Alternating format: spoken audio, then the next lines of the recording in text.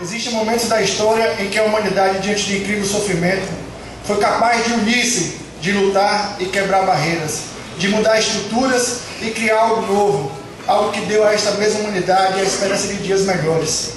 Estamos em um destes momentos de impasse na história, no qual transformaram a democracia em uma farsa, em que os três poderes se transformaram em um jogo de cena, no qual o poder público é a melhor expressão literal de crime organizado, onde os representantes deste poder público, sentados nas cadeiras de poder de decisão e ação, só com raras exceções, e ao contrário do que se espera, as pessoas com menor respaldo moral e técnico, bandidos, contraventores, semi-analfabetos ou pessoas claramente sem a vocação e o compromisso para a conta pública.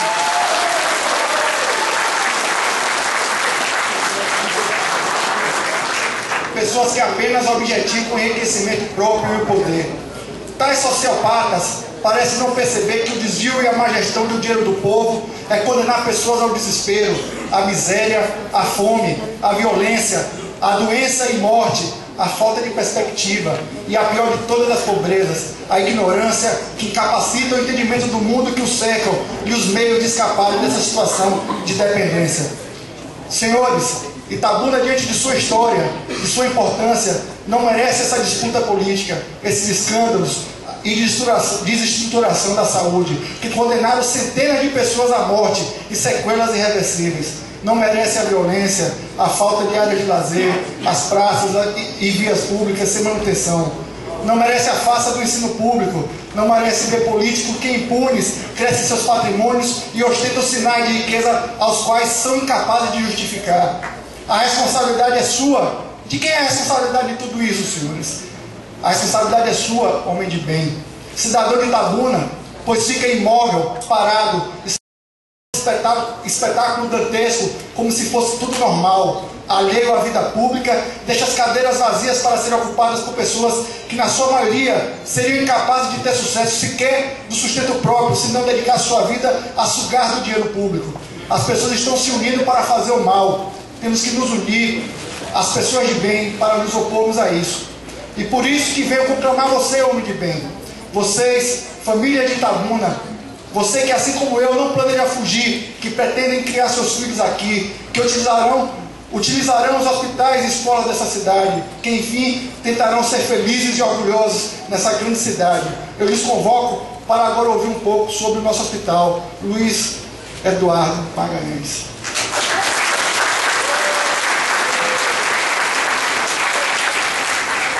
Todas as vezes que a cidade veio em Itabuna, respondeu às argumentações do município, do hospital de base e as minhas próprias, tentando descaracterizar as informações que foram passadas, chegando até dizer que nós devíamos nos calar.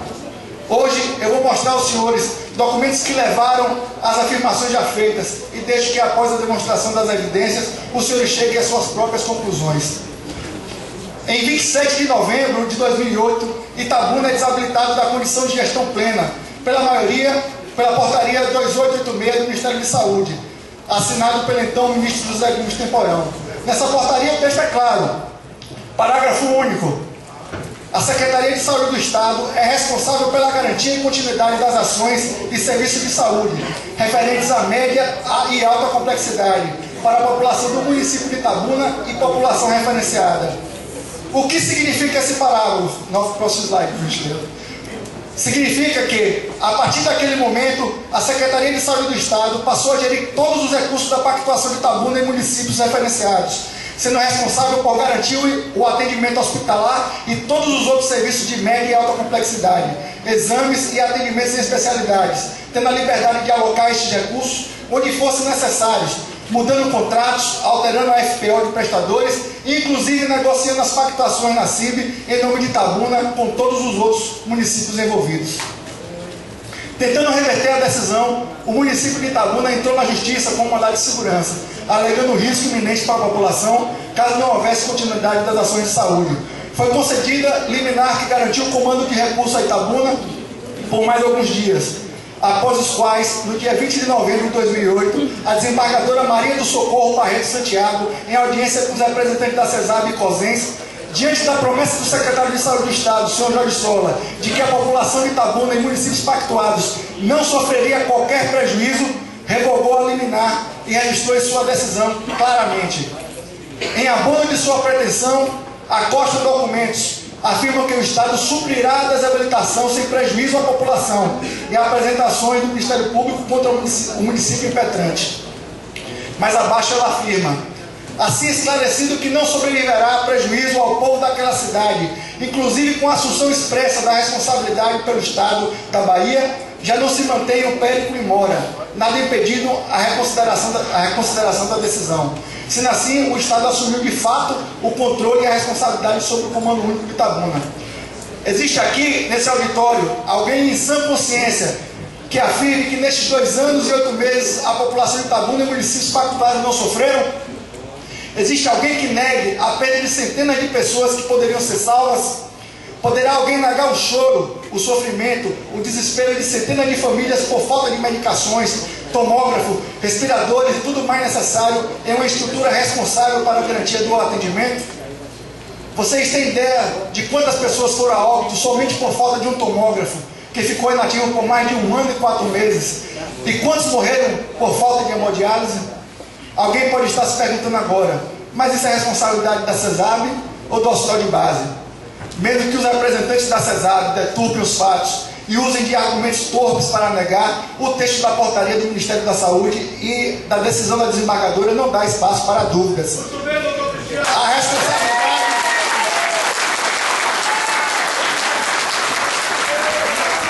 A responsabilidade expressa é do Estado. Entendo que isso gere dúvidas, então esclareço.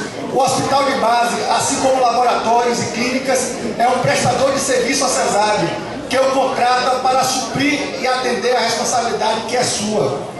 Mas onde está a responsabilidade de contratar um hospital falido, onde seus equipamentos sucateados, prédio necessitando de reparos emergenciais, onde persiste a ausência de serviços de nefrologia e hemodiálise, onde eram flagrantes a insuficiência dos leitos de UTI, enfim, onde esse hospital era claramente incapaz de garantir a segurança do atendimento à população de 136 municípios.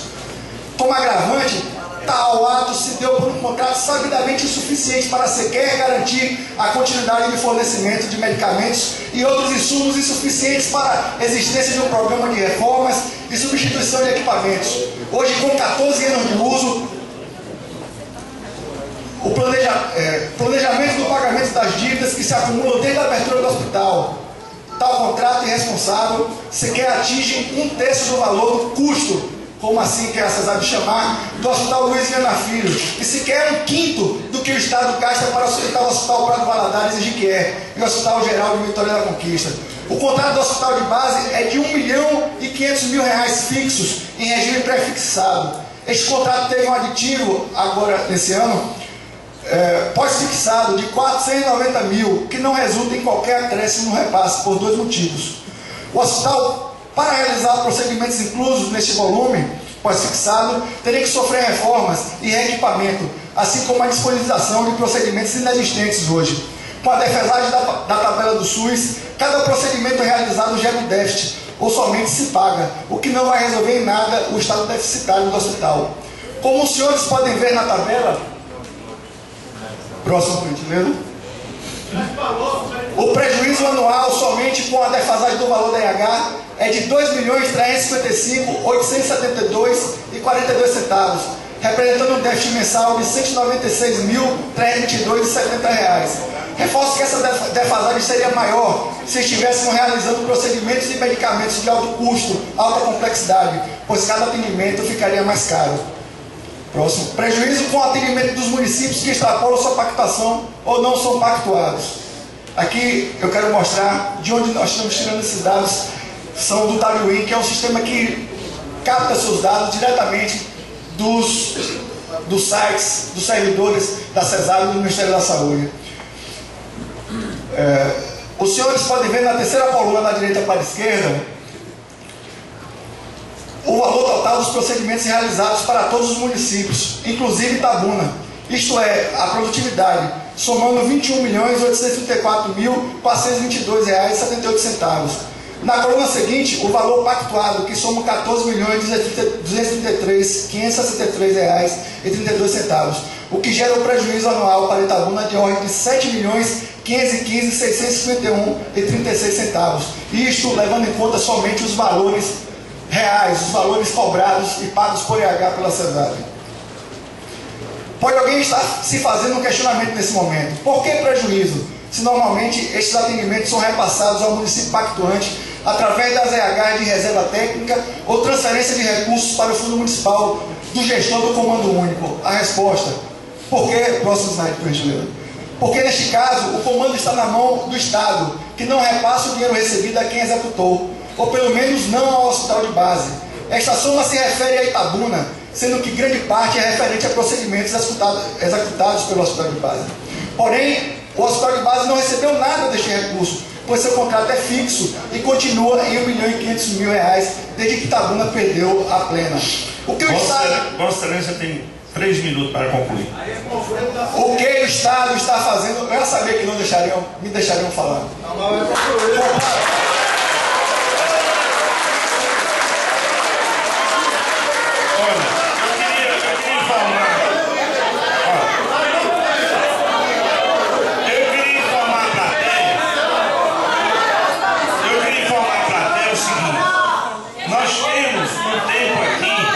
Nós temos um tempo aqui que os outros querem falar também. Eu falei para a Gilnay Santana que ela ia falar 15 minutos. Eu já, o tempo dela e o dele já falou 25 minutos. Quer dizer, já tem 10 a mais. Já estou dando mais 3. Então, se vocês agirem dessa forma, nós não temos condições de realizar a audiência pública. Desse comportamento é uma falta de respeito à comissão da Assembleia Legislativa que veio aqui para tentar dialogar. Agora, se vocês não se comportarem para ajudar, porque esse é um momento que todos têm que ajudar, é o momento que a Câmara de Vereadores tem que ajudar a cidade, é o momento que as associações têm que ajudar, é o momento que os deputados estaduais que já estão aqui presentes têm que ajudar, a Secretaria do Estado está aqui presente, quer ajudar, o secretário está aqui do município, quer ajudar, o prefeito está aqui. Agora, eu não vim aqui para ouvir desaforo de ninguém. Eu quero deixar claro. Eu quero respeito com o andamento dos trabalhos. Se não for manter o respeito, nós vamos ter que parar. Pessoal, eu acho que não é por aí que vão resolver a situação de Itabuna, até porque a preocupação dos deputados é conhecer, é conhecer a deficiência que Itabuna está passando. E o tempo realmente é escasso. Eu gostaria que vocês compreendessem e deixem que o presidente conduza a sessão, porque o tempo realmente já começou atrasado, porque muitos chegaram atrasados.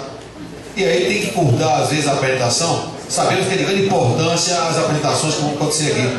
Mas cada um tem que dar sua contribuição e reduzir o seu slide aí para poder, pelo menos os deputados, saber o que se passa com Itabuna, porque quem mais sabe é a CESAB.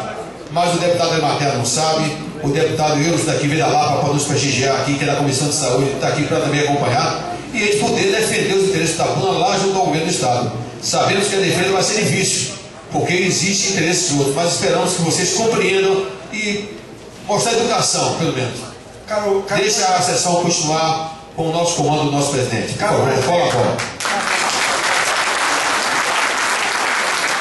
E eu agradeço a vocês. Eu sei que nós estamos aqui no meio da sociedade civilizada, educada. Nós temos que resolver o problema. A nossa preocupação é essa. Eu fui votado aqui como deputado, por isso que eu estou aqui. Já é a segunda vez que nós programamos essa audiência.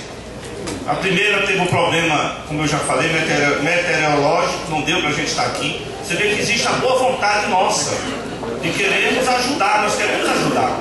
Agora precisamos também ser ajudados. E outra, eu peço aos palestrantes, que além de eu estar gravando tudo aqui, que eu estou gravando tudo aqui, eu quero que vocês passem para a comissão também os documentos, todos os documentos, passem para a comissão também, para a gente levar. Então, você vê que ninguém vai ficar despercebido do que está acontecendo aqui, principalmente a comissão. Nós temos um compromisso, nós temos responsabilidade. Entendeu? Então pode dar continuidade. Caro presidente, pela ordem, pela importância do assunto e pela oportunidade singular, peço 10 minutos para encerrar a apresentação. Muito bem, doutor. 20 minutos. Vossa Excelência será atendido. Comparação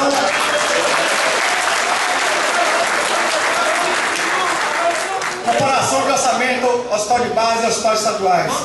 O link, por gentileza.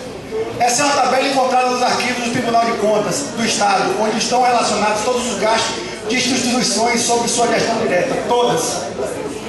Slide, por gentileza. Da tabela nós extraímos a informação que nos interessa. Próximo, por gentileza. E nesse resumo, nós podemos comparar a discrepância e falta de equilíbrio no tratamento da cesárea para com o hospital de base. Os senhores podem notar que os números nos impressionam pela soma de dinheiro investido. Nós vamos, primeira análise, uma grande diferença dos recursos desproporcional à diferença de produtividade. Se não pegarmos todo o dinheiro aplicado em cada hospital e dividido pelo número de EHs, teremos uma média de custo por EH distorcida, pois muitos desses grandes hospitais têm incluído nesse recurso dinheiro para uma série de outras coisas, como banco de sangue, pericultura, vacinação, ambulatório de várias especialidades, serviços de educação continuada para profissionais de saúde e outros serviços, como é o caso do Hospital Geral Roberto Santos, do qual fui interno. Porém, se isolarmos as médias por IH do Hospital Luiz Viana Filho, de Vitória da Conquista e do Hospital Prado Valadares, que oferecem aproximadamente a mesma gama de serviços, poderemos fazer uma comparação mais realista. Fazendo a multiplicação simples deste valor médio pelo número de atendimentos ano do HBLEM, dividido pelos 12 meses, chegamos a uma estimativa de um valor de R$ 6.797.482,98, para que o repasse do hospital de base fosse equivalente ao dos 3 referidos hospitais do Estado. Próximo. Caso analisarmos pelo critério da população referenciada versus os recursos destinados para atendimento hospitalar, chegamos a um valor médio de R$ 7,11 por cidadão referenciado para o atendimento hospitalar em Ilhéus. Multiplicando R$ 7,11 pelo aproximadamente R$ 2.800.000 de cidadãos pactuados para atendimento hospitalar em Itabuna, chegamos a um investimento mês de R$ 9.956.861. Mesmo levando em consideração o repasse feito à Santa Casa, há um déficit a ser investido no atendimento hospitalar para Itabuna e municípios pactuados. Pronto, fazendo a conta, 9.956.000, menos 1.500.000 do hospital de base, menos 5.300.000 da Santa Casa. Ainda temos um déficit de R$ 3.156.861 que poderiam ser investidos nos hospitais de Itabuna, para atender de forma digna todos os 136 municípios pactuados. Uma curiosidade, tentando detalhar os custos dos hospitais do Estado, me deparei com o seguinte achado. Consultando os CNPJs dos hospitais pelo Cines e aplicando no campo de recebedor no site da Secretaria da Fazenda, constatei que não consta nenhum pagamento dos hospitais do Estado. Mesmo procurando exaustivamente, tal informação não está disponível em nenhum local de acesso ao público, o que contraria o princípio da transparência. Tentando entender o processo, chequei alguns prestadores de serviço conhecidos daqueles hospitais. Dentre outras coisas, constatei que os recursos alocados para o Hospital do Estado são distribuídos em grandes empresas e fundações que têm contratos para serviço em vários hospitais. Tal estrutura torna impossível discriminar os custos de cada hospital. Como exemplo, cito a Fundação, que somente em fevereiro deste ano recebeu do Estado pagamentos no valor de R$ 20.471.680,65.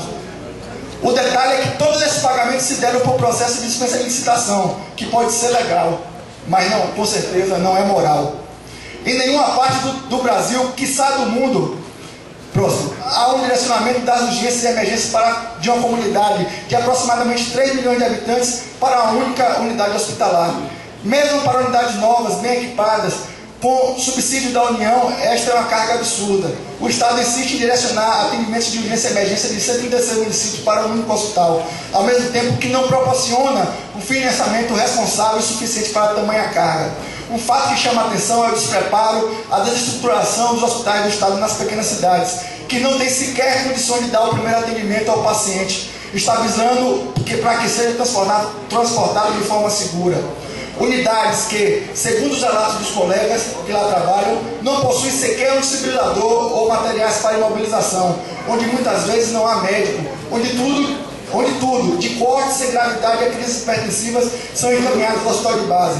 O fato é que pacientes graves, agonizando em coma, apresentando feridas com hemorragias graves, se afogando em sangue e secreções, são empurrados em ambulâncias que seriam mais bem descritas como gaiolas.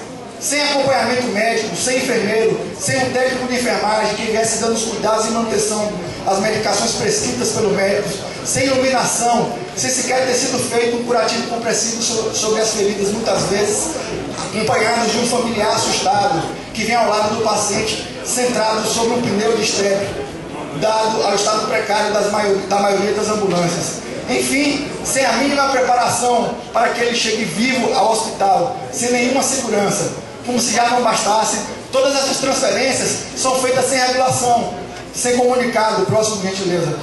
Ao contrário do que determina as portarias do Conselho Federal de Medicina e regulamentações do SUS. Dispõe sobre o transporte interhospitalar de pacientes e da outras providências.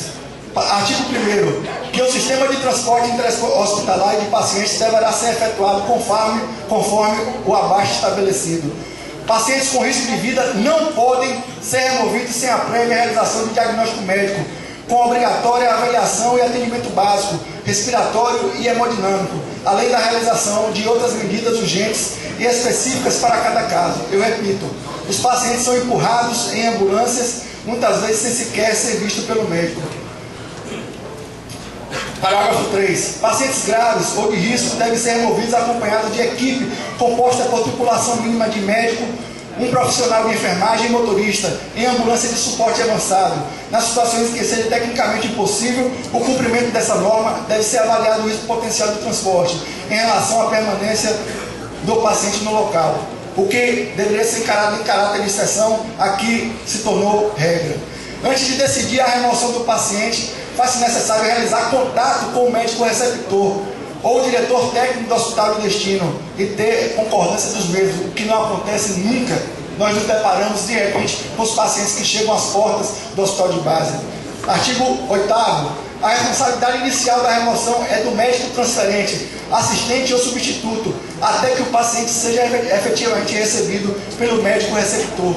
Qualquer coisa que impeça a chegada em segurança do paciente ao hospital, até que ele seja atendido de fato, é de responsabilidade de quem manda sem um contato prévio. A responsabilidade para o transporte, quando realizado por ambulância, até sua chegada ao local de destino e efetiva recepção por outro médico. As providências, artigo 2º, os médicos diretores técnicos das instituições, inclusive dos serviços de atendimento pré-hospitalar, serão responsáveis pela essa efetiva aplicação das normas. Próximo, por gentileza. Aí tem mais regulamentações dos Conselhos Regionais de Medicina. Próximo, por gentileza. Aqui uma análise técnica do que acontece. A tabela, por gentileza.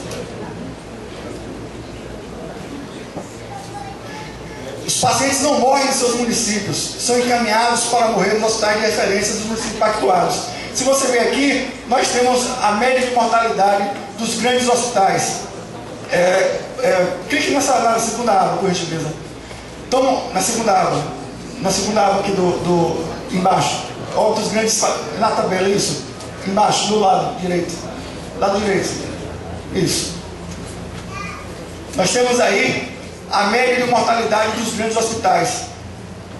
Vocês podem ver que o hospital de base se encontra praticamente equilibrado com a média de mortalidade dos grandes hospitais da Bahia. Agora, um dado interessante.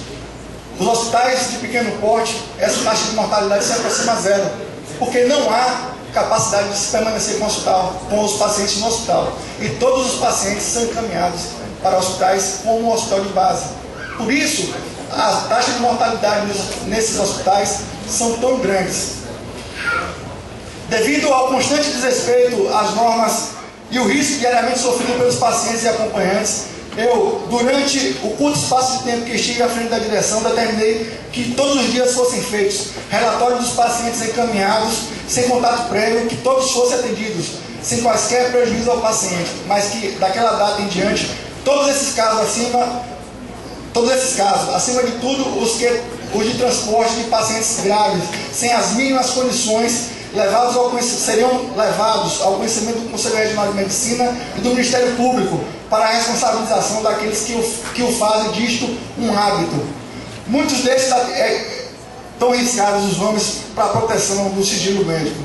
Muitos desses atendimentos não pactuados se referem a atendimentos esporádicos, devido a acidentes próximos a Itabuna, mas muitos desses se devem à constante negação de atendimentos ou falta de vagas nos hospitais aos quais aqueles municípios que encaminham têm pactuação.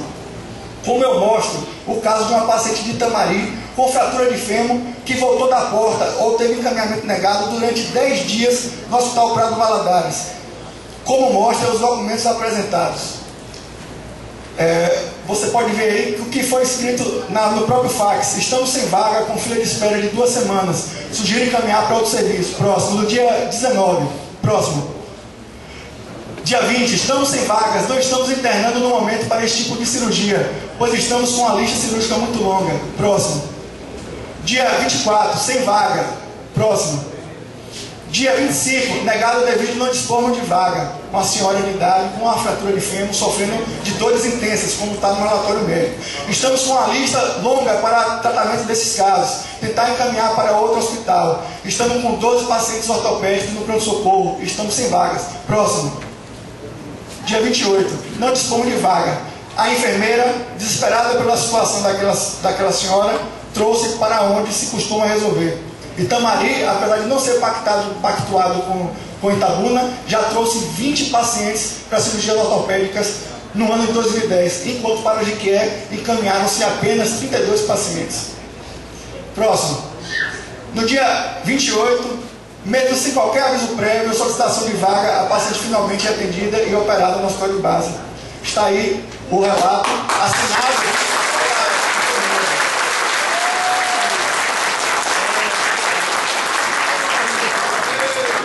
Pode ver o próximo.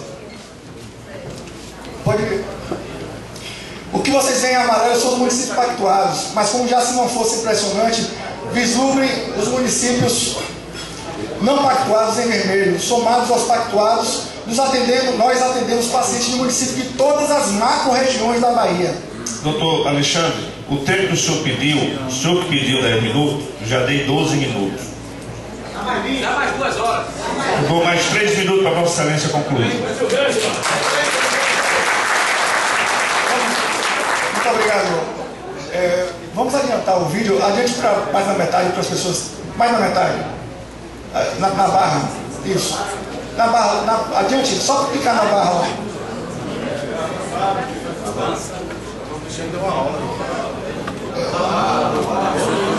Aqui.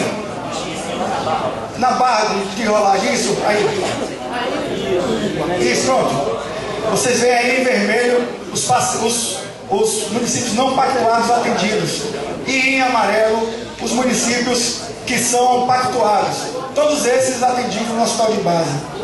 Aqui, vamos passar para não perder tempo, devido ao curto tempo. Próximo slide. Aqui vemos a distância que atendemos pacientes de todas as macro-regiões. Próximo slide. Aqui vemos a distância de pacientes que percorrem para vir ao hospital de base com um hospital do estado bem mais próximo. Você pode ver aí que o hospital de Eunápolis encaminha pacientes por 207 km numa trajetória de 2 horas e 22 minutos, sendo que o hospital de Porto Seguro está ao lado. Próximo slide. Em 70 km,3 e em 58 minutos de viagem poderia se chegar a esse hospital. Aqui nas emergências a pactuação é irrelevante, pois o atendimento deve ser feito na primeira unidade capaz. Nesse exemplo, vemos o exemplo de Anápolis versus Porto Seguro. O curioso é o fato de que quando funcionários ou parentes de funcionários do hospital de Porto Seguro se acidentam, vêm procurar atendimento em Itabuna, como é o caso do filho de uma funcionária da lavanderia que teve seu braço arrancado por uma máquina de lavar, por lá condicionar o braço amputado erroneamente e diretamente em gelo, impedindo a tentativa de reimplante do membro.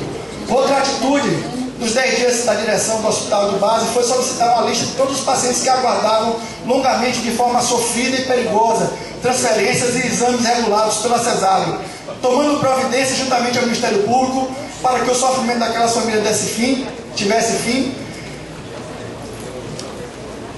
eu chamei a promotora, a doutora Renata Caldas, para visitar o hospital. E durante essa visita entreguei a ela todos os documentos relatando o sofrimento dessas famílias e pacientes.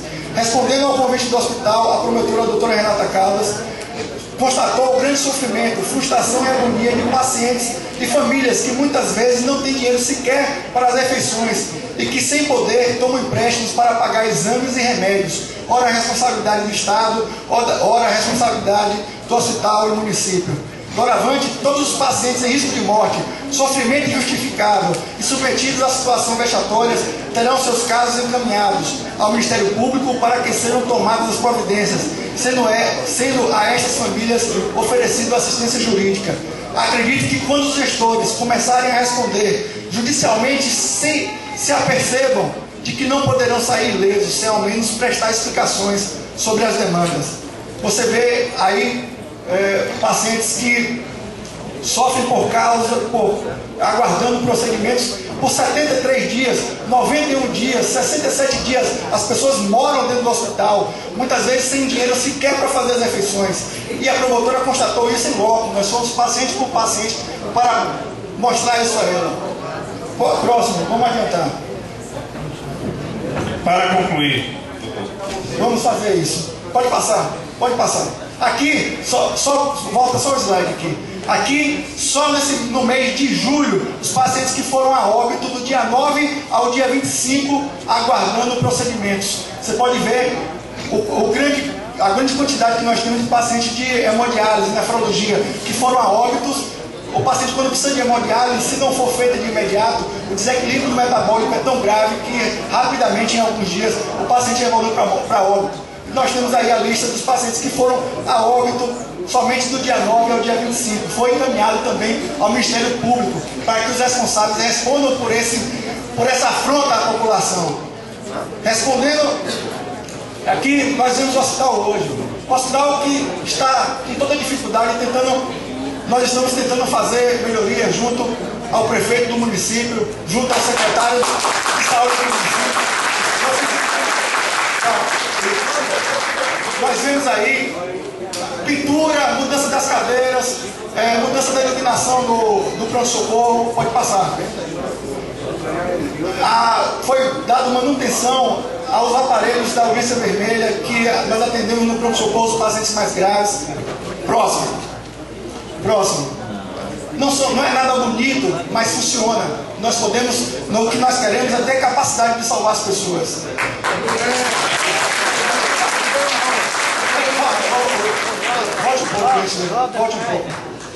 Volte um pouco. Com toda dificuldade, foi consertado o aparelho que estava há 6 anos sem atividade, que vai permitir que o hospital faça neurocirurgia de alta complexidade e ortopedia de alta complexidade.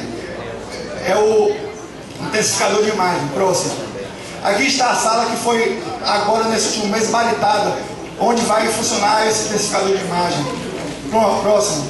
Nós acabamos de fazer a reforma num pavilhão que vai receber a transferência da UTI para que o pavilhão da UTI seja reformado. Próximo. O aparelho de hemodinâmica, foi feita a manutenção, o update dos softwares, para que possa ser já iniciado que se monte a equipe de hemodinâmica para poder pôr esse aparelho para funcionar, que há tantos anos está parado dentro do hospital. Para concluir, doutor. Próximo. Nós estamos tentando. Eu queria lembrar aqui para o doutor Cristiano que a comissão está aqui com a agenda na parte da tarde para visitar o CEMEP, o hospital de base, isso que Vossa Excelência está mostrando aí. Eu acho que isso aí já não tem, nós vamos ver em loco. Então acho que isso aí adianta, porque aí nós vai ver. Resumir a coisa. Muito bem, eu só quero deixar o seguinte, que o mais importante de tudo, que está se tentando fazer é trazer de volta a dignidade dos funcionários, que mesmo recebendo um salário que não é compatível com sua responsabilidade, mesmo com todas as dificuldades, se põe à frente para atender a população. E devolver a dignidade e o orgulho de Itabuna em saber que tem um hospital que está pronto no momento de emergência, atender a vocês próprios e as suas famílias. Era isso que eu queria dizer.